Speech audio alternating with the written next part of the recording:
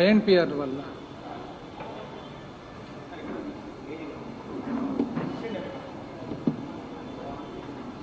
Record బెటరా?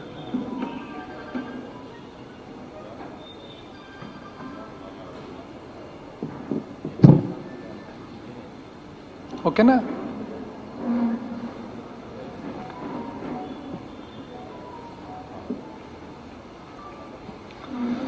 గత వారం రోజులుగా రాష్ట్రంలో కొన్ని ఆర్థిక అంశాల పట్ల ప్రతిపక్ష పార్టీ ఆశ్చర్యకరంగా ఏమంటే ఈ ఇష్యూలో represented by PSC chairman Shri Payyavula Keshav గారు 41,000 కోట్లకు లెక్కలు లేవు, ఓచర్లు లేకుండానే చెల్లించారు, ఆర్థిక శాఖలో అవకతవకలు, కాగ్తో ఆడిట్ జరిపించండి, గవర్నర్కు పిఎస్సి చైర్మన్ పయ్యావుల కేశవ్ ఫిర్యాదు. ఇంకా ఒక స్టెప్ ముందరికే వివిధ అంశాలు. తెలంగాణ వాటా పైన కూడా ఏపీ అప్పు కాదండి. నేను యాక్చువల్గా కాన్స్టిట్యున్సీ టూర్లో ఉన్నాను, చాలా రోజులు అయిందని చెప్పి కాన్స్టిట్యున్సీ టూర్లో ఉండగా ఇది చూసిన తర్వాత అసలు ప్రెస్ మీట్లు, ప్రెస్ కాన్ఫరెన్సులు, గవర్నర్కు లెటరు, ఢిల్లీకి లెటరు, అక్కడ లెటరు, ఇక్కడ లెటరు, 2 డౌట్లు వచ్చినాయి నాకు. ఫస్ట్, టెక్నికల్ ఇష్యూస్ పక్కన పెడదాంలేండి, కామన్ సెన్స్తో ఆలోచన చేద్దాం. Common sense. 41,000 కోట్లు అవకతవకలు జరిగితే అంటే భారతదేశంలో వ్యవస్థ లేదండి? 41,000 కోట్లు వద్దు, 410 రూపాయలు నా అకౌంట్ నుంచి మీ అకౌంట్కో, మీ అకౌంట్ నుంచి నా అకౌంట్కో పడితే బ్యాంక్ మేనేజరు మరుసటి రోజు దాన్ని కరెక్షన్ చేస్తాడు పాస్బుక్లో. అవునా కదా? 41,000 కోట్లు అవకతవకలు జరుగుతుంటే కాగ్తో ఆడిట్ చేపియాలని చెప్పి ఒక లెటర్ చూపిస్తారు. ఆ లెటరే కాగ్ లెటరే కదా, కాగదే కదా లెటర్, మళ్ళీ ఆడిట్ ఏముంది? కాగదే లెటరు. అయితే కాగ్ కింద డివిజనే కదా ఏజీ ఆఫీసు. అయితే నేను అక్కడ కూడా అనుకున్నా, కామన్ సెన్స్తో ఆలోచన చేస్తే ఈ చిన్న ట్రాన్సాక్షనే మనకు మామూలు ఒక సిండికేట్ బ్యాంకు, ఆంధ్రప్రగతి గ్రామీణ బ్యాంకులో 410 రూపాయలు పొరపాటున అకౌంట్ నుంచి అకౌంట్ పడితే వెంటనే కరెక్షన్ జరుగుతుంది. ఇంత అమాయకంగా ఎట్లా మాట్లాడుతున్నారు అబ్బా పిఎస్సి చైర్మన్ గారు? ఇంకో డౌట్ కూడా వచ్చింది నాకు. మామూలుగా ఇట్లాంటి అంశాలు farmer finance minister Yanamala Ramakrishnudu గారు మాట్లాడతారనమాట. యనమల రామకృష్ణుడు గారు సైలెంట్గా ఉన్నారు ఈ విషయంలో. సో నేను అనుకున్నా, ఈయన ఉత్సాహంగా ముందుకు పరిగెత్తున్నాడు, ఈ పొరపాటు చేసుకోనిలే, కాలు జారనిలే, చూద్దామని చెప్పి సైలెంట్గా ఉన్నాడా, లేదా శ్రద్ధ లేక దీని మీద పెట్టలేదా? ఆయన పిఎస్సి చైర్మన్. పిఎస్సి చైర్మన్గా సామాన్య ఎమ్మెల్యే కాదు కదా, పబ్లిక్ అకౌంట్స్ కమిటీ చైర్మన్. మీకు ఏదైనా డౌట్స్ ఉంటే మీరు you can call for meeting, మీరు అడగొచ్చు, ఇన్ఫర్మేషన్ తీసుకోవచ్చు, రాతమూలకంగా ఇవ్వచ్చు. Government is bound to reply కదా, ప్రభుత్వం రిప్లై చేయాల్సిందే. What is public accounts committee? It is the representative of the legislature. Check and balance on the government, check and balance on the executive is public accounts committee. మీరు గవర్నర్కు letter, ఢిల్లీలో letter, కింద letter, press మీట్లు, press కాన్ఫరెన్స్లు. మళ్ళీ ఇంకో doubt వచ్చింది నాకు, ఈయన కూడా అనుభవజ్ఞుడే కదా చైర్మన్ గారు, ఎందుకబ్బా ఇంత పొరపాటు చేసుకుంటున్నాడు అని చెప్పి, ఇంతకు ఏం డీటెయిల్స్ ఏమని చెప్పి ఓసారి ఇక్కడికి వచ్చిన తర్వాత బ్రాడ్గా డీటెయిల్స్ తీస్తామన్నమాట. అసలు దాంట్లో ఇవి చూస్తే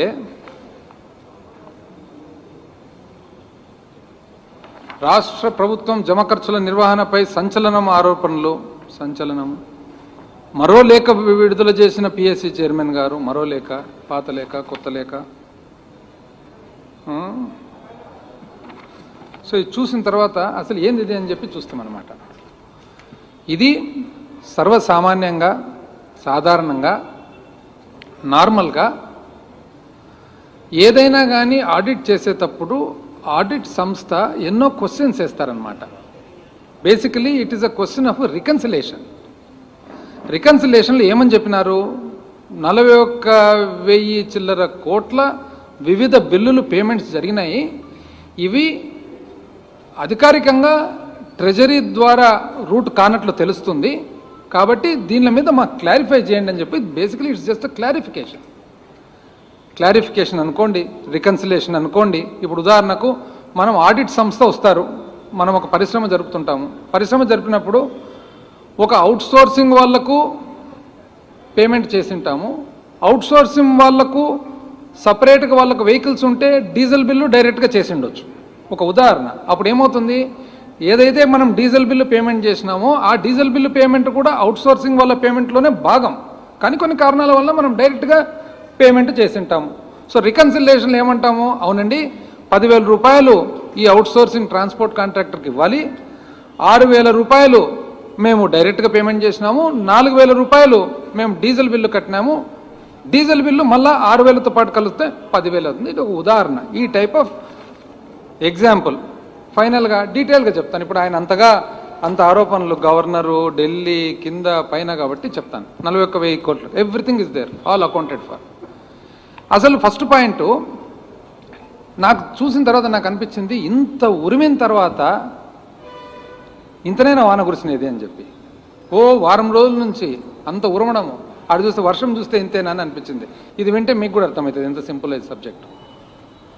ఇప్పుడు బేసికలీ ఇదంతా కారణమేమి, CFMS system, comprehensive financial management system. Comprehensive financial management system రాకముందు పేమెంట్స్ అన్నీ కూడా కంప్లీట్గా ఒక సిస్టమేటిక్గా, మాన్యువల్గా, ఫిజికల్గా ట్రెజరీ ద్వారా జరిగేది. సిఎఫ్ఎంఎస్ వచ్చిన తర్వాత కంప్యూటరైజేషన్తో పాటు అన్నీ కూడా స్టాండర్డైజేషన్, సెంట్రలైజేషన్ అయిపోయిందనమాట. అయితే ఇది ఎప్పుడు స్టార్ట్ అయ్యిండేది సిఎఫ్ఎంఎస్? ప్రతిపక్షం పార్టీ పొద్దు నుంచి సిఎఫ్ఎంఎస్ అని అంటారు. ఎప్పుడు స్టార్ట్ అయ్యిండేది సిఎఫ్ఎంఎస్? 2018 ఏప్రిల్ నెల, if I'm not mistaken. Correct date కూడా 2/4/2018 వర్క్ స్టార్ట్ అయింది సిఎఫ్ఎంఎస్.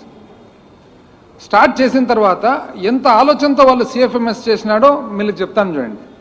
మామూలుగా పేమెంట్ ఈజ్ ద నర్వ్ సెంటరా, ఇంచుమించు మనకు వెన్నెముక మాదిరి పేమెంట్ ప్రభుత్వానికి. సిఎఫ్ఎంఎస్ సిస్టమ్ ద్వారా పెట్టి ఎవరి చేతుల్లో పెట్టినారండి? సిఇఓ ఎవరప్పుడు? ఒక ప్రైవేట్ వ్యక్తి, ప్రభుత్వ ఉద్యోగి కాదే. ఒక ప్రైవేట్ వ్యక్తిని తెచ్చి సిఇఓగా పెట్టినది పాత ప్రభుత్వం. ఎస్ఏపి సొంతం డెవలప్ చేసుకోకుండా ఎస్ఏపి వాళ్లకు ఇంట్రెస్ట్ చేసినారు ఈ సిఎఫ్ఎంఎస్ నడిపే విధానము, దానికి సంబంధించిన సాఫ్ట్వేరు ఎక్సెట్రా. అంటే ప్రభుత్వానికి సంబంధించిన టోటల్ వెన్నెముకను తీసుకొని పోయి ఎస్ఏపి ద్వారా, ఎస్ఏపి ఈజ్ అ ఈఆర్పి, కానీ ఆ ఈఆర్పి ప్యాకేజ్ వాడాలన్నా, స్టేటే ఒకటి రోబస్ట్ ప్యాకేజ్ డెవలప్ చేసుకోవాలన్నా అనేది ఒక ప్రశ్న. రాష్ట్రం జనరల్గా రోబస్ట్ ప్యాకేజ్ సొంతం డెవలప్ చేసుకుంటుంది, కానీ వీళ్ళు పోయి ఎస్ఏపికి ఇచ్చినారు హ్యూజ్ రేట్, 300 చిల్లర కోట్లు ఇచ్చి ఎవరి చేతుల్లో పెట్టినారు? ఒక ప్రైవేట్ వ్యక్తి who's not even government employee. పెట్టిన తర్వాత 2019కి ఒక సంవత్సరం రోజులు డెవలప్ అయ్యి కాని సిస్టమ్ వదిలిపెట్టిపోయినారు. డెవలప్ అయ్యి కాని సిస్టమ్ను మనం కనుక్కొని దాంట్లో లొసుగులు కొనుక్కొని దాన్ని రెక్టిఫై చేసుకుంటూ స్టెప్ బై స్టెప్ చేసుకుంటూ వస్తుంటే 2 సంవత్సరాల తర్వాత ఇంకా కూడా ఒక సంవత్సరం టైం మిగిలిందని చెప్పి ఇంకా సంవత్సరం పడుతుందనేది మనకు తెలుస్తుంది ఈరోజు. ఉదాహరణకు ఏ పేమెంట్ అయినా కానీ ఇంతకుముందు సబ్ ట్రెజరీ పోయి సబ్ ట్రెజరీ ఆఫీసరు అథెంటికేషన్ చేసిన తర్వాత పేమెంట్ జరగాలి. ఇప్పుడు కంప్యూటర్ ద్వారా పోతుంది కాబట్టి ఆటోమేటిక్గా ఆథరైజేషన్ అనేది ఫర్ వేరియస్ ఫంక్షన్స్, ఎన్నో పనులకు ఆథరైజేషన్ అనేది ప్యాకేజీలో, ప్రోగ్రాంలో భాగంగా ఉండాలి. అది లేదు. ఇట్లా ఒకటి కాదు, ఎన్నో ఉన్నాయి. ఈరోజు దాదాపు కొంతవరకు ఇంతకుముందు చాలామంది కంప్లైంట్స్ చెప్పేవాళ్ళు, మాకు శాలరీ రాలేదు, మాకు అది రాలేదు, మాకు ఇది రాలేదు. ఇవన్నీ ఎందుకు? Because there is a deficiency in the package which we're rectifying. ఎవరు స్టార్ట్ చేసిండేది ఇదంతా? గత ప్రభుత్వం. వాళ్ళు అసలు చూసుకున్నట్లేరు ఎందుకనేది. ఇప్పుడు 41,000 కోట్లకు ఉదాహరణకు నేను చెప్తాను ఏ విధంగా అది అకౌంట్ ఫర్ అవుతుందో. ఒకటి, funds transfer to PD accounts and left unutilized were lapsed. ఎన్నవి? 15 బిల్లులు అయితే 10,895 కోట్లు. అంటే దయచేసి కొంచెం అక్కడ మాట్లాడొద్దని చెప్పండి అమ్మ వాళ్ళకు. దయచేసి సైలెంట్గా ఉండమనండి, ప్రెస్ వాళ్ళందరికీ అర్థం కావాలి కదా. ఇదంతా technical subject, financial subject, figures. దయచేసి సైలెంట్గా ఉండమనండి. 15 బిల్లులు 10,895 కోట్లు 2021. అంటే what is this? What is PD account? Personal depository account. ఇది అంటే ఒక పర్టికులర్ కార్యక్రమానికి సంబంధించి ఒక పీడీ అకౌంట్ ఓపెన్ చేస్తారు. ఆ పీడీ అకౌంట్లో అంటే ఇప్పుడు ఉదాహరణకు మనకు సెంట్రల్ స్కీమ్ ఉంటుంది, ఎన్ఆర్ఈజిఎస్ ఉంటుంది. ఎన్ఆర్ఈజిఎస్కు ఒక పీడీ అకౌంట్ ఉంటుందన్నమాట.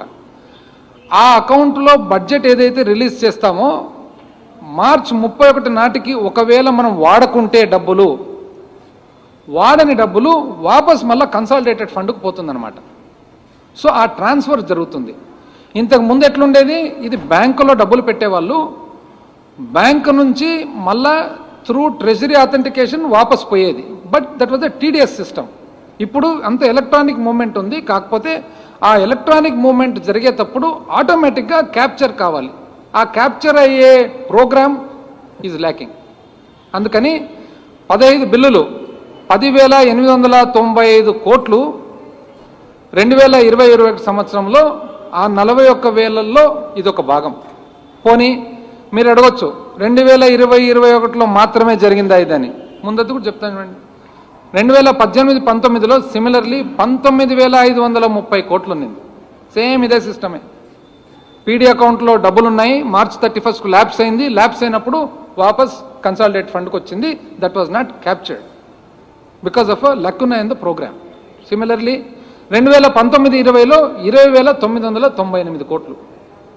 అదేవిధంగా ఇంకొక పాయింట్, ఒక్కొక్కసారి ఏమవుతుంది, centrally assisted state plan CASPs వస్తాయి సెంట్రల్ గవర్నమెంట్ నుంచి అసిస్టెన్స్. మార్చ్ 31 అయితేనే అది ల్యాబ్స్ కాకుండా రీవాలిడేషన్ చేస్తామన్నమాట. సో రీవాలిడేషన్ ఎన్ని బిల్లులు అవి? 1,001 బిల్లులు 8,869 కోట్లు was revalidated in the year 2020-21.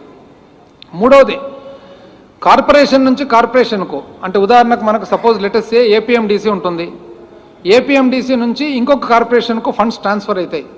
Corporation is not part of the consolidated fund కాబట్టి corporation to corporation transfers also account for 3 bills of 10,895 crores.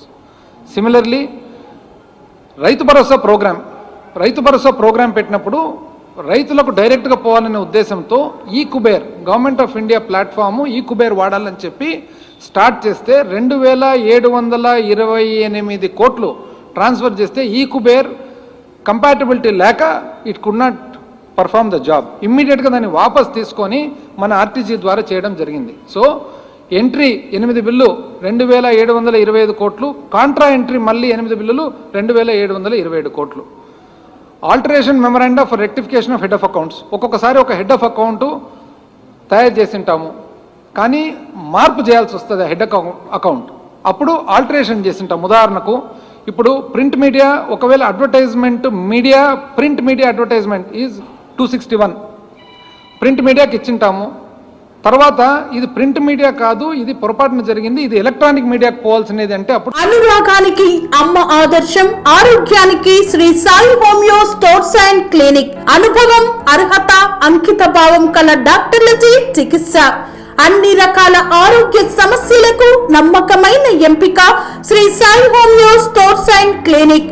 Diabetes, కీళ్ల నొప్పులు, సయాటికా, వెన్నుముక్క సమస్యలు, థైరాయిడ్, నిద్రలేమి, మానసిక సమస్యలు, ఋతు సమస్యలు, అన్ని రకాల దీర్ఘకాలిక వ్యాధులకు ప్రత్యేక హోమియో వైద్యం. అందరికీ అందుబాటులో అంతర్జాతీయ హోమియో వైద్యం Shri Sai homeo stores and clinic. మీ ఆరోగ్య సమస్య ఏదైనా ఇప్పుడు పరిష్కారం సాధ్యం.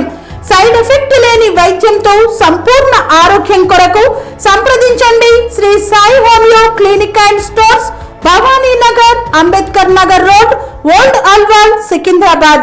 సంప్రదించాల్సిన ఫోన్ నంబర్స్ 9000751751 మరియు 9000422525. correction is done, that goes to head of account 262. That is called alteration memoranda. ఇది ఒక సిస్టము. దీనివల్ల 507 కోట్లు 28 బిల్లులు. ఆ తర్వాత debited to consolidated fund and rectified later by bill number 13002216 of 4179. ఏదైతే చేయూతకు సంబంధించి సిమిలర్లీ జస్ట్ లైక్ హౌ రైతు భరోసాది జరిగిందో 4,179 కోట్లు. అదేవిధంగా ఒక ఫండ్ సెంటర్ నుంచి ఇంకో ఫండ్ సెంటర్కు షిఫ్టింగ్, అంటే ఉదాహరణకు లెటర్సే ఒక ఆఫీసు విజయవాడలో ఉంటుంది, ఆ ఆఫీసు విజయవాడ నుంచి పక్కన ఏలూరుకు మారింది ఏ కారణం వల్లన్నా, అది దట్ ఈస్ 1 బిల్ 61 లక్ష.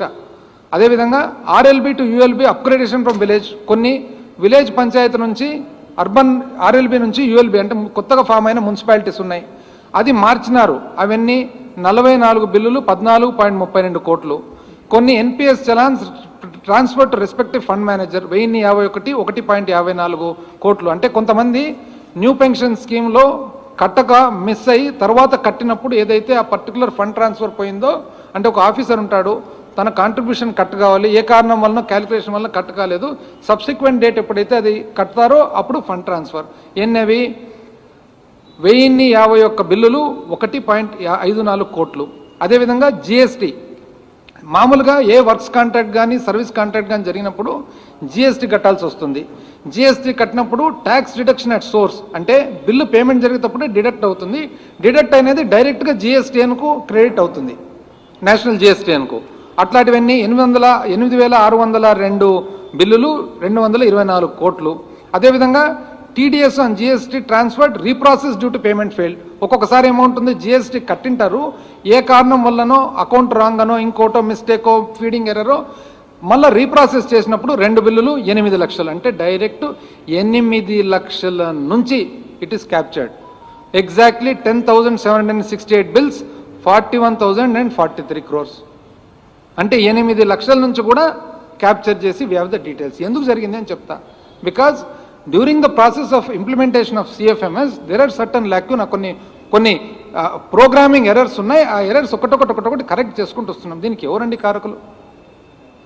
ఇంత ఆశ్చర్యంగా, అసలు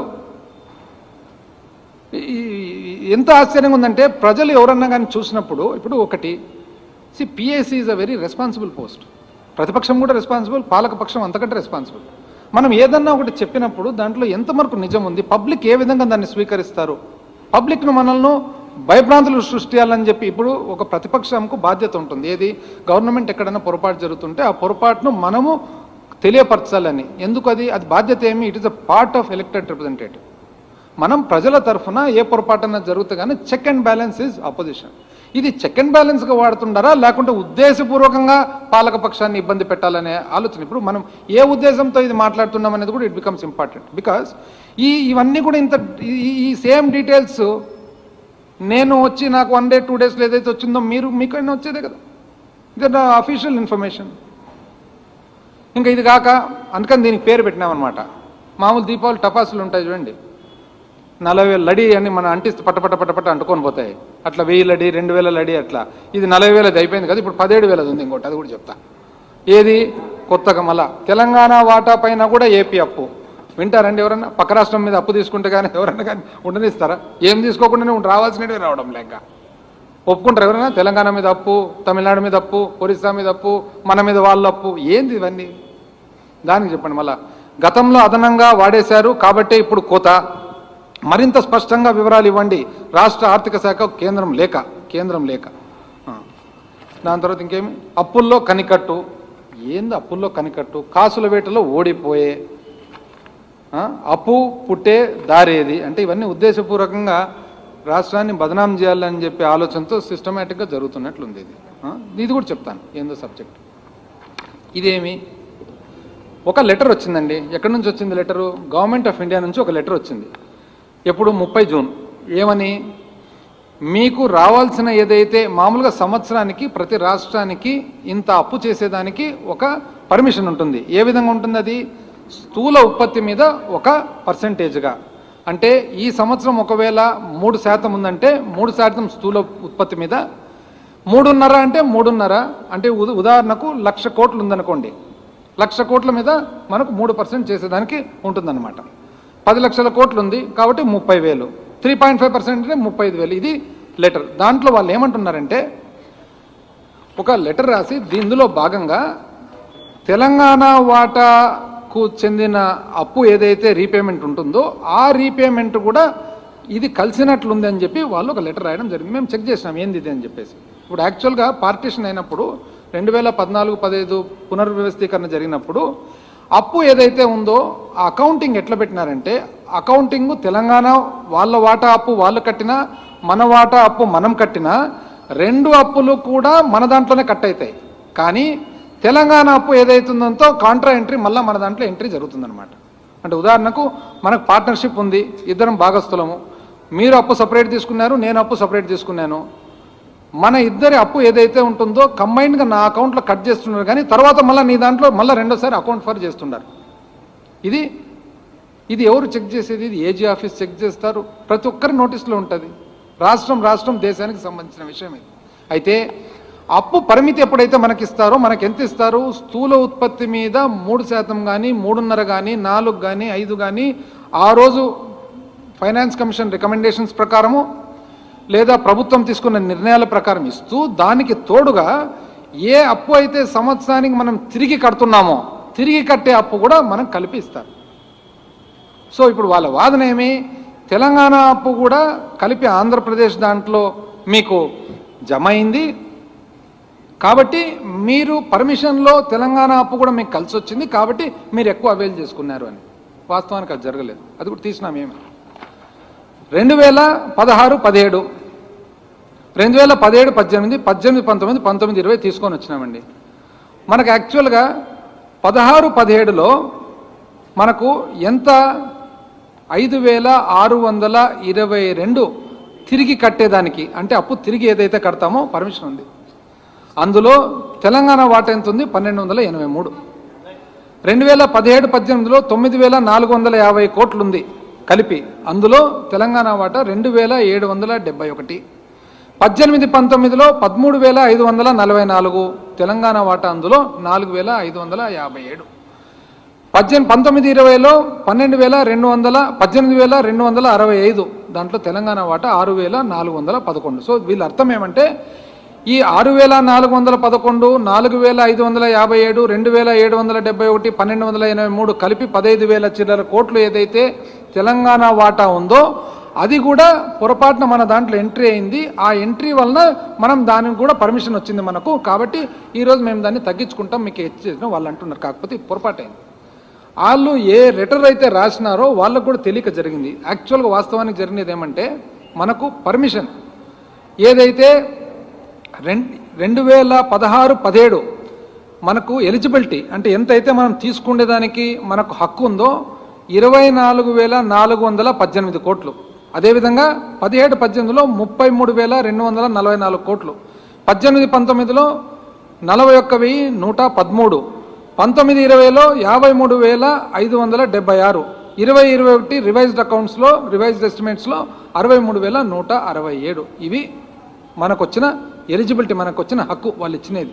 కానీ మనము యాక్చువల్గా మనం తీసుకునేది 2016-17లో 21,229, 17-18లో 25,429, 18-19లో 33,554, 19-20లో 45,645, మరి 20-21లో 54,629. అంటే ఏదైతే వాళ్ళు పరిమితి ఇచ్చినారో పరిమితి కంటే మనం చాలా తక్కువ తీసుకున్నాము. అందులోనే వాళ్ళు ఏదైతే తెలంగాణ వాటా ఉందో తెలంగాణ వాటా కట్ చేసే తీసుకున్నాము అనేది ఇక్కడ నిర్ధారణ అవుతుంది.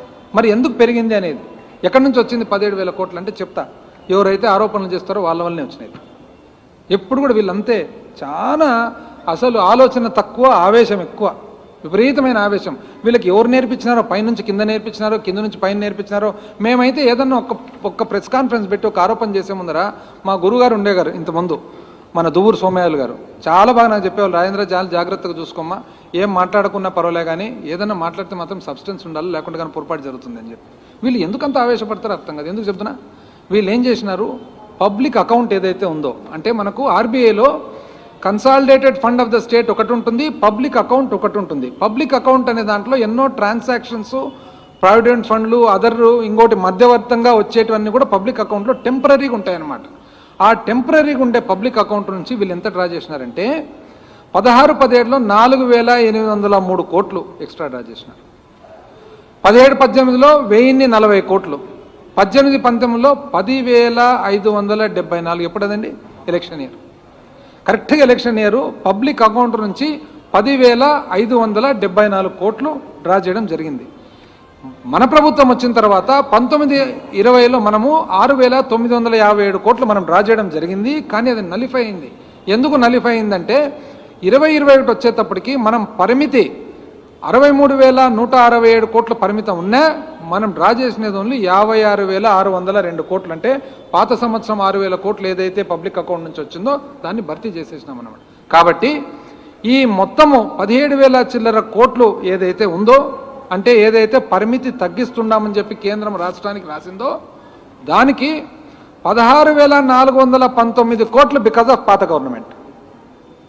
మళ్ళీ ఒకసారి చెప్తానండి, 17,000 చిల్లర కోట్లు, 17,000 ఏదైతే లెటర్ రాయడం జరిగిందో ఆ లెటర్లో 16,419 కోట్లు బికాజ్ ఆఫ్ పాత గవర్నమెంటు, 392 కోట్లు మాత్రమే బికాజ్ ఆఫ్ మన గవర్నమెంటు, 1013 కోట్లు ఉదయ్ లాసెస్ వస్తాయనే ఉద్దేశంతో, ఉదయ్ స్కీమ్ కింద లాసెస్ వస్తాయనే ఉద్దేశంతో వాళ్ళు ఒక ప్రొవిజన్ పెట్టినారు. లాస్ లేదు కాబట్టి ఆ ప్రొవిజన్ వచ్చేస్తుంది. ఇంత క్లియర్గా ఉంటే ఏమేమండి తెలంగాణ వాటా కూడా అంట, తెలంగాణ వాటా మనమే వాడుతున్నామంట, పక్క రాష్ట్రం వాడే దాంట్లో అంటే వీళ్ళకి అందరు సఖ్యత ఉండేది ఇష్టం ఉన్నట్లేదు చూస్తుంటే. అసలు ఎంత ఆశ్చర్యంగా ఉంది చూడండి. అందుకని నాకు వీళ్ళు చూసిన తర్వాత అనిపిస్తుంది, ఎవరు మా ఊర్ల పక్క చెప్తుంటారనమాట, ఇది అంచు డాబే కానీ పంచడాబు లేదని చెప్పి. పంచ కట్టుకుంటాం కదా, అంచు మాత్రం ఫ్యాషనబుల్గా ఉంటుంది, ఎవడన్నా చూస్తేనే టక్కని చెప్పి ఏం పెట్టినారా పంచ అని, లోపల పంచలో మాత్రం ఉండదు, స్టఫ్ ఉండదు. ఇది వీళ్ళది. అసలు ఎంత ఆశ్చర్యకరమైన ఇది. ఏమంటే ఇంకా మాటలకు ఇంకోటి అప్పుల్లో కనికట్టు, ఓడిపోతాము, ఓవర్ డ్రాఫ్ట్ చేస్తాము, ఇంకోటి చేస్తాము, పరపతి పోయే ఉన్న పరపతి కూడా వీళ్ళు తీసేటట్టు ఉన్నారు చూస్తుంటే. రాష్ట్రానికి కేంద్రం షాకు ఎందుకు ఇస్తారండి? షాకు ఫెడరల్ సెటప్ ఇది, ఎవరెవరికి షాక్ ఇస్తారు? అప్పు కావాలా ఏంటి ఇవన్నీ? రాష్ట్రానికి మర్యాద చేసేసే పనులు. అవునండి అప్పు చేసినాం, ఏమి తప్పేమి? నాకు అర్థం కాలే. ఏమి అంటే మన ఇష్ట ప్రకారం అప్పు చేయొచ్చు అని అనుకుంటున్నారు అందరు? లేదే, మనకు ఒక పరిమితి ఉంటుంది, ఆ పరిమితి లోపల చేస్తున్నాం. ఏ పరిస్థితుల్లో చేస్తున్నాం మనం? ఏ పరిస్థితుల్లో? 2019-20లో వాస్తవానికి 19-20లో స్లోడౌన్ అయిపోయింది, ఎకానమీనే స్లోడౌన్ అయిపోయింది. ఎకానమీ ఏ విధంగా స్లోడౌన్ అయింది అందరికీ తెలుసు. 20-21 నుంచి కోవిడ్, 21-22 కోవిడ్, ఈ పరిస్థితుల్లో చేయాల్సి వచ్చింది. సామాన్య మానవుని కాపాడుకునేదానికి, పరిపాలన చేసేదానికి, మరి ప్రభుత్వము అన్ని రకాలుగా ఒకవేళ పరిపాలన చేసేదానికి అప్పు చేయాల్సిన పరిస్థితి వచ్చింది. మనం ఒక్కరమే కదా చేస్తుండేది, ప్రతి ఒక్కరు చేస్తున్నారు. ఎవరు చేయలేదండి? ప్రపంచంలో ఎవరు చేయలేదు చెప్పండి నాకు. ఒక రాష్ట్రం చెప్పండి అప్పు చేయని రాష్ట్రం, ఒక దేశం చెప్పండి అప్పు చేయని దేశం. ఎందుకు దానికి అంత ఉలిక్కి పడుతున్నా? మీరు చేసినారే, మీరేం తక్కువ చేసినారు అప్పు? మీరెంత అప్పు చేసినారనేది సిఏజీఆర్ కూడా చెప్తా. మీరు చేసిన అప్పన్న కనీసము ఇక్కడ ఈరోజు ఈ ప్రభుత్వం చేసిన అప్పన్న కనపడుతుంది, పేదవానికి కనపడుతుంది, రైతు అకౌంట్లో పడుతుంది, పొదుపు మహిళల అకౌంట్లో పడుతుంది, వాళ్ళు కష్టపడి ఏదైనా పని చేసుకునేదానికి, వాళ్ళకు ఉపాధి కల్పించడానికి పడుతుంది, విద్యార్థుల అకౌంట్లో పడుతుంది, ఆరోగ్యశ్రీలో పడుతుంది, అన్నీ పడుతుండే. మీరు చేసినది ఎక్కడ ఉండండి? ఏమనంటే ఏం చెప్తారో తెలిసినా, దానికి మేము కాన్ఫెడరేషన్ ఆఫ్ ఇండియన్ ఇండస్ట్రీ ద్వారా మేము వైజాగ్లో సమ్మిట్ పెట్టినామండి, కాబట్టి పరిశ్రమ వచ్చిందండి. మనకు తెలియదండి 5 ఏళ్లలో ఎంత పరిశ్రమలు వచ్చినాయనేది. ఊరికే చెప్పుకోవడం కానీ ఏం పరిశ్రమ? నిజమైన పరిశ్రమలు, గట్టి పరిశ్రమలు వచ్చినది శ్రీ సిటీలో వచ్చినాయి. శ్రీ సిటీ ఎవరండి స్థాపించిండేది?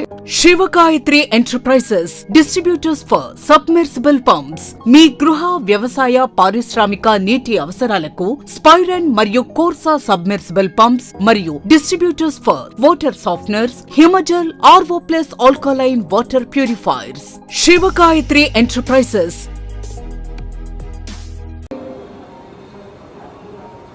అసలు మేము ఆశ్చర్యపోయే వాళ్ళం. వాళ్ళ పబ్లిసిటీ కూడా ఎట్లా అంటే, మాట్లాడితే వైజాగ్లో నేను ఫోటోలు చూస్తే రోజు అప్పట్లో వైజాగ్ పేపర్లు చూస్తే అసలు ఒక ఆయన సూట్ గీట్ వేసుకుంటున్నారు, ఏదో పేపర్లు ఏమనంటే ఎంఓయూ. ఏమి ఎంఓయూనో, ఎవడు స్థాపించినాడో, ఎవడు స్థాపించలేదో. ఒకసారి ఏం చెప్పినారంటే క్యాన్సర్ ఫౌండేషన్ అంట 1,50,000 ఉద్యోగాలు వస్తాయంట. క్యాన్సర్ ఫౌండేషన్లో 1,50,000 ఉద్యోగాలు. నేను అడిగిన అసెంబ్లీలో, మీరు పేషెంట్ల గురించి మాట్లాడుతున్నారా, ఉద్యోగస్తుల గురించి మాట్లాడుతున్నారా అని. ఎట్లా వస్తారండి 1,50,000? ఇంకా పైన మాట్లాడితే సూటు బూటు. ఆ చైనా వాళ్ళు, ఎవరు చైనా వాళ్ళో అర్థం కాదు. ఒకరోజు ఫోటో చూసినా సూట్ వేసుకున్నాడు, చెప్పులు వేసుకున్నాడు. ఒక ఆయన వేసుకుంటారండి ఎవరైనా సూట్ వేసుకుని చెప్పులు? నాకు డౌట్ వచ్చా, వీళ్ళు నిజంగా చైనా నుంచి వస్తున్నారు, లేకుంటే మనకు హైదరాబాద్లో సెక్రటేరియట్ దగ్గర స్వెటర్లు అమ్ముతున్నారు చూడండి, వాళ్ళు ఏమైనా స్వెటర్లు అమ్మితులు పిలుచుకొచ్చినారా వీళ్ళు? ఏదో చైనా అంటే కనుక్కుంటారు. లేదు మనం అంటే మళ్ళీ డబ్బులు ఉన్నాయి డబ్బులు లేదో తెలియదు కదా. చైనా వాడిని తెచ్చేసి ఒకటి కోట్ వేసేస్తే ఇంకేముంది? నాకు డౌట్ వచ్చేది, సెక్రటేరియట్ దగ్గర నుంచి కొంతమంది పిలుచుకొచ్చేమని పెట్టారు వీళ్ళు అసలు ఇలాంటి ప్రోగ్రామ్. ఒకటన్నా ఎంఓయూ ఏమైందండి? ఏమంటే మేము పరిశ్రమలు తెచ్చినాం. అవునండి, జరిగింది. అప్పులు చేయాల్సి వచ్చింది. ఫిజికల్ డెఫిసిట్ కూడా దాని ప్రకారమే జరిగింది.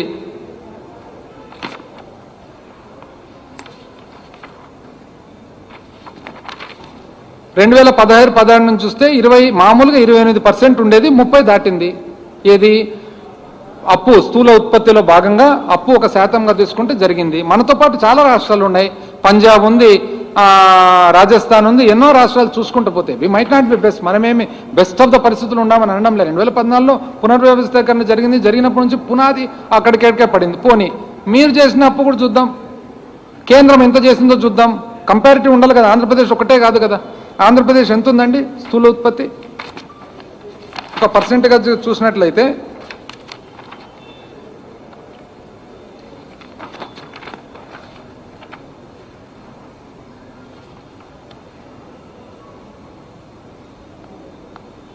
Physical deficit as percentage of GSDP ఎంత ఉందండి? 19-20లో 4.08, 20-21లో 5.51. కరెక్టే. కేంద్రం ఎంత ఉందో చూద్దామండి. అప్పటికి 19-20లో కేంద్రం 4.60, 20-21 వచ్చి 9.50. అంటే మనం 5% చిల్లర మనం ఉంటే 9% చిల్లరలో కేంద్రం ఉంది. మళ్ళీ కేంద్రం ఎందుకు ఉందండి? కోవిడ్ పరిస్థితి వలన ఎవరికి రాలేదు, రాబడి రాలేదు. మీరు అనొచ్చు కొన్ని రాష్ట్రాల్లో ఉన్నాయి, కొన్ని బాగున్నాయి. మహారాష్ట్ర బాగుంది, కర్ణాటక వాళ్ళు అప్పులు చేస్తున్నారు. మనకంటే ఫైనాన్షియల్ సౌండ్ కాబట్టి మనకంటే కొద్దిగా బెటర్ ఉండాలి. కేంద్రం పరిస్థితి అదేవిధంగా. పోనీ మనం చేసిన అప్పు గురించి మాట్లాడితే యాక్చువల్గా సెంట్రల్ గవర్నమెంటు 8.44 అంటే 2014 నుంచి 2019, 2014 నుంచి 2019 కేంద్రము తీసుకున్న సంవత్సరం మీద సంవత్సరం అప్పు గ్రోత్ చూస్తే 8.44% ఉంటే, అదే 2014 నుంచి 2019లో రాష్ట్రం తీసుకున్న అప్పు మీద అప్పు చూస్తే 18.36. పాత ప్రభుత్వము 18.36 వాళ్ళ శాతము CAGR, compounded annual growth rate. Same మనది కూడా చూద్దాం. వాళ్ళకి ఎవరు చెప్తే కాదు కదా, మనం కూడా చూసుకోవాలి కదా. అంటే 2014 నుంచి 2019 కేంద్రము సంవత్సరం మీద సంవత్సరం తీసుకున్న అప్పు కాంపౌండెడ్ యాన్యువల్ గ్రోత్ రేట్ పెరుగుదల చూస్తే 8.44% ఉంటే, మన ప్రభుత్వము ఆంధ్రప్రదేశ్ రాష్ట్ర ప్రభుత్వం 2014 నుంచి 19 18.36% ఉంది. సేమ్ థింగ్ ఇప్పుడు 2019 నుంచి 21 2 సంవత్సరాలు కేంద్రము యాన్యువల్ గ్రోత్ రేట్ 15.26 అయితే మన ప్రభుత్వం చూసినది 16 ఉంది. మనము కేంద్రము ఇంచుమించు సమానంగా ఉన్నాము. అప్పుడు మాత్రము మన రాష్ట్రము కేంద్రం కంటే 3 అంతలు అప్పు గ్రోత్ రేట్ ఉంది. మళ్ళీ దీనికి ఎవరు చెప్తారండి సమాధానం? కేంద్రం కూడా 2020-21లో ఎంత ఉందండి? రెవెన్యూ డెఫిసిట్ వచ్చేసి 7.5%, ఫిజికల్ డెఫిసిట్ వచ్చేసి 9.5%. మనం 5% ఉన్నప్పుడు వాళ్ళు 9.5 ఉన్నారు. ఎవరేం చేయగలుగుతారు? ఇది పరిస్థితులు బాగాలేక అది వచ్చినాయి. మనం కాన్షియస్గా చేసినాం, అవును చేస్తున్నాం. ఎందుకు కాపాడుకోవద్దా? కామన్ మ్యాన్ కాపాడుకోవద్దా? కోవిడ్ నువ్వు ఎదుర్కోవద్దా? సామాన్య మానవుడు కింద ఏ విధంగా బ్రతుకుతాడు? మొత్తము లాక్డౌన్ చేయకుంటేనేమో పెరుగుతుంది, లాక్డౌన్ చేస్తేనేమో బాధ. పెరుగుదల చూడండి, పన్ను మామూలుగా 2018-19 16.6% పెరిగిండేది. 19-20కి వచ్చేటప్పటికి 6.5. కేంద్రం అట్లే ఉంది, మనం అట్లే ఉన్నాము. మరి 20-21 వచ్చేటప్పటికి -9, మైనస్లో పడిపోయినాం. రాబడి లేదు. రాబడి లేనప్పుడు మనం ఏం చేయగలుగుతాం చెప్పండి? పోనీ కనీసం మనమన్నా ఏదైనా కానీ మనం చూసుకునేది వెరీ కాన్షియస్గా మనము సిస్టమేటిక్గా కామన్ మ్యాన్కు, సామాన్య మానవునికి ఎవరికైతే ప్రభుత్వం భరోసా ఇవ్వాల్సిన అవసరం ఉందో, ఎవరైతే ప్రభుత్వం ఒక తండ్రిగా చూడాల్సిన బాధ్యత ఉందో, ఎస్ దానివల్ల కొన్ని ఇబ్బందులు కూడా ఉన్నాయి, ఎదుర్కోవాలి, తప్పదు కదా పరిస్థితి. మనం ఈ విధంగా చూసినట్లయితే ఎంతండి? ఆల్మోస్ట్ 2 సంవత్సరాలకు గాను అమ్మఒడి అయితేనేమి, జగనన్న అమ్మఒడి అయితేనేమి, జగనన్న వసతి దీవెన అయితేనేమి, జగనన్న విద్యా దీవెన అయితేనేమి, విదేశీ విద్య కానీ, వైఎస్ఆర్ రైతు భరోసా కానీ, 0 వడ్డీ అయితేనేమి, YSR free crop insurance, input subsidy, మత్స్యకార భరోసా, 0 వడ్డీ, పెన్షన్ కానుక, చేయూత, ఆసర, బీమా, కాపు నేస్తం, నేతన్న నేస్తం, చేదోడు, లా నేస్తం, వాహన నేస్తం, ఇవన్నీ కలిపితే 2 సంవత్సరాలు గాను ఇంచుమించు 1 లక్ష చిల్లర కోట్లు డైరెక్ట్గా పబ్లిక్ లేకపోవడం జరిగింది. ఇంచుమించు బెనిఫిషరీస్ వచ్చేసి కొన్ని కోట్లాది మంది బెనిఫిషరీస్కు లబ్ధిదారులకు డైరెక్ట్గా పోయింది. వాళ్ళు చేసినారండి. వాళ్ళు ఎట్లా చేసినారు అప్పట్లో గుర్తుందా? వాళ్ళు చేసిండేది ఏమన్నంటే, ఆయన అన్న స్పీచ్లోనే ఒకసారి ఆశ్చర్యం ఉంటుంది. 9 ఏళ్ళు ఏమని చెప్పినాడు ఆయన చంద్రబాబు నాయుడు గారు? ఏమేమి అసలు వ్యవసాయం దండగా, సబ్సిడీలు పుల మీద స్వారీ, ఉచితంగా ఏది ఇవ్వడానికి వీల్లేదు, ఉచిత విద్యుత్ ఇస్తే తీగలు బట్టలు ఆరేసుకోవాల్సి వస్తుంది, యూజర్ ఛార్జీలు ఖచ్చితంగా పెట్టాల్సిందే. ఇవి కాక మళ్ళా ఎక్కడికి పోయినా కూడా ప్రతి సంవత్సరం డావోసు, ఏం చేసినారో డావోస్లో నాకు అర్థం కాదు. డావోస్కి అయితే ఖచ్చితంగా పోయినారు. లాస్ట్కి ఎటువంటి పబ్లిసిటీ అంటే ఇటలీకి పోతే ఇటలీ వాళ్ళు అడిగినారంట, అబ్బా సార్ మీరే సార్ మాకు ప్రధానమంత్రి ఉండాలి, ఎప్పుడు వస్తారు సార్ ఈయన ఇటలీకి అంట. ఇంకా చూడండి ఎట్టుందో. ఇటలీకి పోతే ఇటలీ వాళ్ళు రమ్మంటారు, లండన్కి పోతే లండన్ వాళ్ళు రమ్మంటారు, జపాన్కి పోతే జపాన్ వాళ్ళు రమ్మంటారు, సింగపూర్కి పోతే ఇంకా మేలు ఆయనక క్యూఓ ఎవరు ఉండారు చూడండి మెయిన్ ఆయన ఫౌండరు, ఆయన్నే ఈయన స్ఫూర్తిగా తీసుకున్నారని రాసుకోలేదు, ఒక్కటి రాలే. నేను చెప్తున్నాడు ఏం చేసినారు ఇంతకు వాళ్ళు చెప్పిన పనులు ఏమేమి చేసినారంటే, వాళ్ళు రైతులు లాస్ట్కు ఒక రైతు భరోసా మన రుణమాఫీ ఒక్కటి చూస్తే 87,000 కోట్లు కట్టాల్సినది నిక్కుకుంటా 15,000 కట్టక చేసి వాళ్ళ అకౌంట్లను భ్రష్టు పట్టించి, అదేవిధంగా మొత్తం పొదుపు మహిళలు ఎవరైతే ఉన్నారో వాళ్ళ అకౌంట్లను భ్రష్టు పట్టించి వాళ్ళని కట్టొద్దని చెప్పి బాబు వస్తున్నాడు. ఆ సినిమాలు అసలు టీవీలో కూడా బాబు ఒకరు ఏడ్చుకుంటూ ఒకరు బీరువాళ్ళు లాక్కుంటుంటే బ్యాంక్ వాడు వచ్చి లాగుతుంటే బాబు వస్తున్నాడని చెప్పి మొత్తం అంత భ్రష్టు పట్టించాను అంత అకౌంట్. కనీసం ఈ ప్రభుత్వం అన్న అప్పో సొప్పో చెప్పిన ప్రకారం చేసుకొని భ్రష్టు పట్టిలే కదా అకౌంట్స్ను. చెప్పినాము ఏమని చెప్పినాము, రైతులకు ఏమని చెప్పినాము, ముఖ్యమంత్రి గారు ఏమన్నారు, 50,000 రూపాయలు 4 కంతులు అన్నారు. 4 కంతులు పోయి 5వ కంతు కూడా ఇస్తున్నాం కదా, 12,500 వద్ద 13,500 ఇంక్లూడింగ్ సెంట్రల్ షేర్. అదేవిధంగా మనము ఆసరా 27,000 కోట్లు 4 విడతలు మొదలుపెట్టినామా లేదా, చేయుత చెప్పిన ప్రకారం మొదలుపెట్టినామా లేదా. ఉన్నాయి కష్టాలు ఉన్నాయి, మనం ఏం కాదని దాన్ని నటన ఏం లేదు, మనం దాన్ని రిఫ్యూజ్ చేయడం లేదు కదా. కనీసం వాళ్ళ మాదిరి ఊరికే లేని అబద్ధాలు చెప్పుకుంటా ఇది చూడండి. అసలు ధాన్యం వాళ్ళ పెండింగ్ ఎన్ని కట్టినామని మనం, ధాన్యం సేకరణ వాళ్ళు వదిలిపెట్టిపోయినది 960 కోట్లు, విత్తనాల సబ్సిడీ 384 కోట్లు, సూక్ష్మ చిన్న మధ్యతరగతి పరిశ్రమలు ప్రోత్సాహకాలు 963 కోట్లు, విద్యా దీవెన 1880 కోట్లు, ఆరోగ్యశ్రీ పెండింగే, రైతు విద్యుత్ సబ్సిడీ పెండింగ్, అగ్రికల్చర్ 14,000 చిల్లర కోట్లు ఇంచుమించు పెండింగ్ పెట్టిపోయినారు. మళ్ళా అడ్వర్టైజ్మెంట్ మాత్రం చూస్తే అన్ఎంప్లాయిడ్ యువనేస్తాం ఎప్పుడు పెడతారు, యువనేస్తాం 1 సంవత్సరం ముందర చెప్పినదాన్ని ఇచ్చినారంటే తీరా అంతా చేసి ఇచ్చినంత 273 కోట్లు అంతే. దాని తర్వాత అసలు వాళ్ళ ప్రోగ్రామ్ ఏదైతే రైతు మన రుణమాఫీ ఉందో దాన్ని వాళ్ళ ఓటన్ అకౌంట్ బడ్జెట్లో అది కనీసం పెట్టను కూడా పెట్టలే. మనం చేసినాము, జాగ్రత్తగానే అన్ని చేసుకుంటూ వచ్చినాము. కోవిడ్ అండి, కోవిడ్ మేనేజ్మెంట్ చూసినట్లయితే ఈరోజు ఎవరినన్నా చూడండి, ఢిల్లీకి పోయి ఎవరన్నా కానీ ఓపెన్గా నేను చెప్తున్నాను, ఢిల్లీకి పోయి ఎవరినన్నా మీ కౌంటర్ పార్ట్స్ ఉంటారు కదా అడగండి, ఆంధ్రప్రదేశ్ని అప్రిషియేట్ చేస్తున్నారు, one of the best states అని చెప్పి. ఈరోజు ఎన్నో దీనిలలో 2nd ప్లేస్ అని కూడా చెప్పినారు. ఏమని, Covid management of 2nd wave చక్కగా చేస్తుంది. అదేవిధంగా సస్టైనబుల్ డెవలప్మెంట్ గోల్స్ మన నీతి ఆయోగ్ ఏమనిందండి, 4వ స్థానంలో ఆంధ్రప్రదేశ్, 4వ స్థానంలో ఆంధ్రప్రదేశ్, 2వ స్థానంలో కోవిడ్ మేనేజ్మెంటు. మళ్ళీ ఇవన్నీ కూడా వస్తున్నాయి కదా, ఇవన్నీ ఏదైనా కానీ అప్రిషియేట్ చేయాల్సిన బాధ్యత కూడా ఉంది కదా. ఇవన్నీ చేయకపోగా అసలు నాకు ఒకసారి అనిపిస్తుందండి, వీళ్ళంతా ఎట్లుందంటే ఎందుకు ఇంత ఆవేశంతో ఆతృతతో ఇంత మాట్లాడతారు. నాకు తెలిసి కింద నుంచి పైకి ఇన్ఫ్లుయెన్సా, పైనుంచి కింద ఇన్ఫ్లుయెన్సా. కానీ మా పక్క ఇంకోటి సామెత చెప్తుంటారు ఎప్పుడు, దున్నపో తినిందంటే దూడని కట్టేయండి అని చెప్పి, సేమ్ అట్లే వీళ్ళది అట్లే ఉంటుంది. ఏదో ఒకటి చూడ్డము, అసెంబ్లీలో కూడా చూస్తాం కదా, తక్కువని చేసి ఏందేందో మాట్లాడతారు, దాంట్లో సబ్స్టెన్స్ లేదా దాంట్లో. దయచేసి నేను అందరికీ, చైర్మన్ గారికి ఇంకోరికి అందరికీ ఏం కోరుతున్నా అంటే, ఏదన్నా సార్ రెస్పాన్సిబుల్ పోస్టు, దయచేసి మీరు ఇన్ఫర్మేషన్ కాల్ఫర్ చేయండి, ఇన్ఫర్మేషన్ తీసుకొని మాట్లాడండి. అంతేగాని ఇట్లా పబ్లిక్ను భయభ్రాంతులు సృష్టించొద్దండి.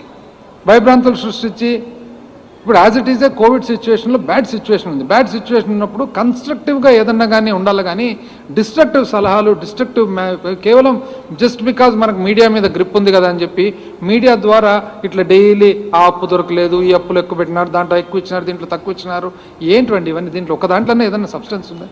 దయచేసి నేనైతే త్రూ దిస్ ఈ వేదిక ద్వారా ఎవరైతే రెస్పాన్సిబుల్ పీపుల్ అక్కడ ఉన్నారో వాళ్ళందరినీ నేను అందుకని అనుకున్నా, ఫస్ట్లే అనుకున్నా యనమల రామకృష్ణుడు గారు మాట్లాడాలని, ఇష్యూ ఎందుకు మాట్లాడలేదు నేను అనుకున్నా. ఈయన ఉత్సాహంగా పరిగెత్తున్నాడు, పడతాడు పడనిలే అని చెప్పి వదిలిపెట్టినాడు ఏమన్నా డాక్టర్. 40,000 crore క్యాపిటల్ రీజన్ పేరు మీద ఖర్చు చేసినట్టు క్యాపిటల్ రీజన్ పేరు మీద ఖర్చు కాదు, అకౌంటింగ్ సిస్టమ్ అనేది మనకు జిల్లాల వారీగా వస్తుంది. సో మనకు క్యాపిటల్ రీజన్లో most of the PD accounts are maintained in this. ఖర్చు అక్కడ జరిగిందని కాదు, PD accounts are maintained in this region. ఏదంటారు? యాజ్ ఆన్ టుడేనా? It changes, day to day ఉంటుంది అనమాట.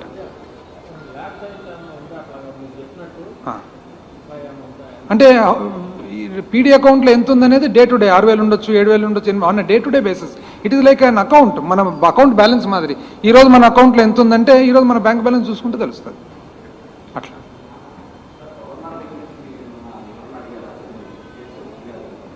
ఏదండి?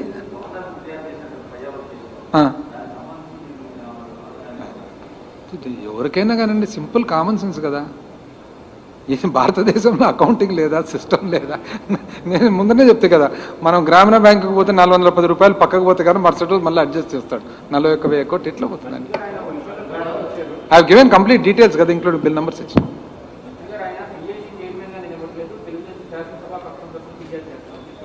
బట్ పేపర్లు అట్లా రాలేదే. పేపర్ నేను చదువుతాను, అట్లప్పుడు పేపర్లు మళ్ళీ జాగ్రత్తగా మీరు రాయాలి. మళ్ళీ మీరు చెప్పినది రాస్తాయండి. అన్ని దానిలో పిఎస్సి చైర్మన్ అనే కదా వచ్చిండేది.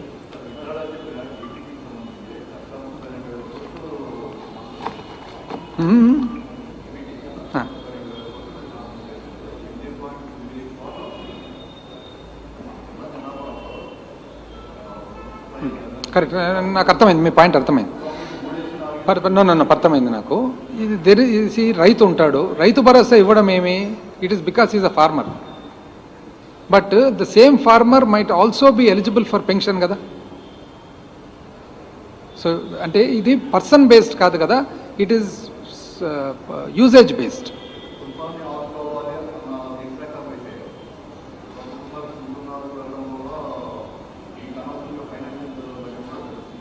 That is there.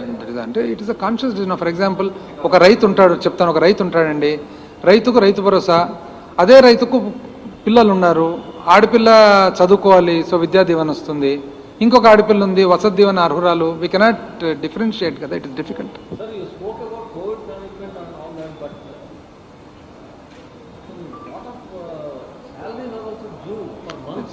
నేను చెప్తున్నా అండి, salaries due for months level and it is only no I'll tell you, no salaries can be due for more than a particular time. It is only that మనకు దాదాపు 12 లక్షల చిల్లర మంది పోస్టులు ఉంటే దాంట్లో అవుట్ సోర్సింగ్ అని, టైం స్కేల్ అని, ఇంకోటని రకరకాలు ఉన్నాయన్నమాట. ఇవి డిపార్ట్మెంట్ ఓరియంటెడ్ అనమాట. సో డిపార్ట్మెంట్ ఓరియంటెడ్ అన్నప్పుడు ఏమవుతుందంటే, ఆ డిపార్ట్మెంట్ ఏ కారణం వలన అప్లోడింగ్ కానీ ఇంకోటి కానీ, ఒక సింపుల్ ఉదాహరణ చెప్తాను. నిన్న నా నోటీస్కి వచ్చింది ఉదాహరణ. నిన్న మా 3 days బ్యాక్ మన పెనంలూరు శాసనసభ్యులు శ్రీ పార్థసారథి గారు, ఫార్మర్ మినిస్టర్ గారు నాకు ఫోన్ చేసినారు. వచ్చి ఆ కొత్త వాళ్ళ నియోజకవర్గంలో, ఏ ఊరండి, పీతో స్టార్ట్ అవుతుంది చూడండి ఊరు, తాడిగడప రీసెంట్గా it is upgraded to municipality. కానీ అప్గ్రేడ్ చేసిన తర్వాత శాలరీస్ రాలేదు ఫ్యూ మంత్స్ నుంచి. నేను ఇమ్మీడియట్గా అడిగినాను నిన్ననే, ఏమని సబ్జెక్ట్ అంటే, తాడిగడప హెస్ బీన్ అప్గ్రేడ్ అయినప్పుడు ఏదైతే మనకు మనీ డ్రాయింగ్ ఫెసిలిటీ ఉండదో it has to be enabled. ఆ ఎనేబులింగ్ అనేది జరగలేదన్నమాట. అట్లా కొన్ని, ఇప్పుడు కొంతమంది అవుట్ సోర్సింగ్ వాళ్ళు ఉంటారు, కొంతమంది ఆ 104లో కొన్ని ఎంప్లాయీస్ టెంపరీగా. ఇది బేసికలీ డిపార్ట్మెంట్స్ నుంచి మనకు రావాలి. డిపార్ట్మెంట్స్ నుంచి వస్తేనే salaries absolutely there is no issue.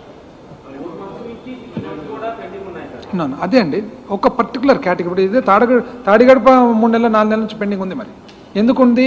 Somebody has to come say. అదే కదా నేను చెప్పేది, CFMS has not been completely enabled. So ఇది ఎట్లా పర్సనల్గా మాన్యువల్ ఇంటర్వెన్షన్ వచ్చి, ఒక వ్యక్తి వచ్చి దాన్ని కూర్చొని దాన్ని మళ్ళీ ఎనేబులింగ్ ఇచ్చి, అక్కడ ఎవరైతే డీడీఓ ఉన్నాడో డీడీఓకు డ్రా చేసే కెపాసిటీ ఇస్తేనే పేమెంట్ కెన్ బి.